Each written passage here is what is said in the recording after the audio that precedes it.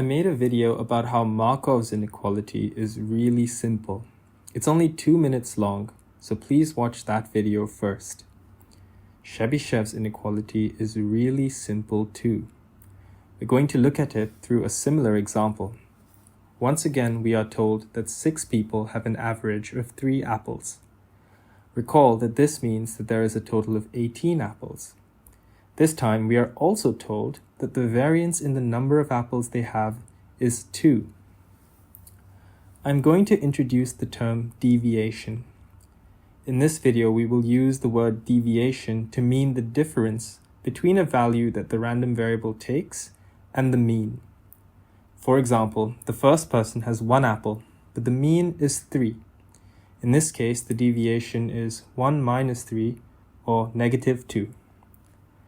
We will mostly be interested in the squares of deviations in this video. So for the first person, the squared deviation is the square of negative 2, which is 4. In the table, the first row shows one scenario of how the 18 apples may be distributed, and the second row shows the squared deviations corresponding to this distribution of apples.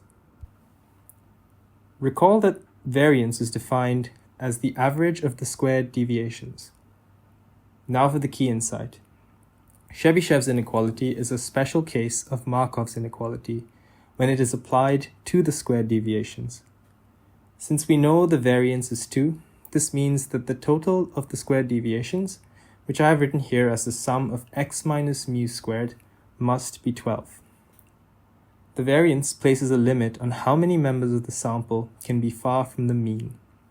Consider the question, how many people can have 0 or 6 apples? In both cases, 0 and 6, the squared deviation from the mean of 3 is 9. Since the total of the squared deviations is 12, there can only be one person that has 0 or 6 apples. This is the essence of Chebyshev's inequality.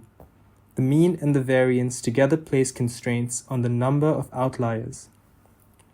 A common presentation of Chebyshev's inequality is shown at the bottom of the slide.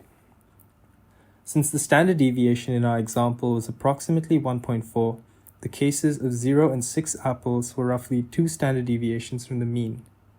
Setting k equals 2, Chebyshev's inequality tells us that at most 1/4 of the people can be 2 standard deviations away from the mean.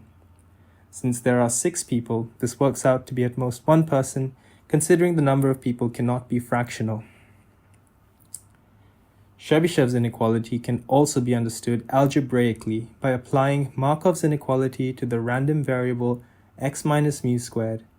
I leave the proof here for your reference.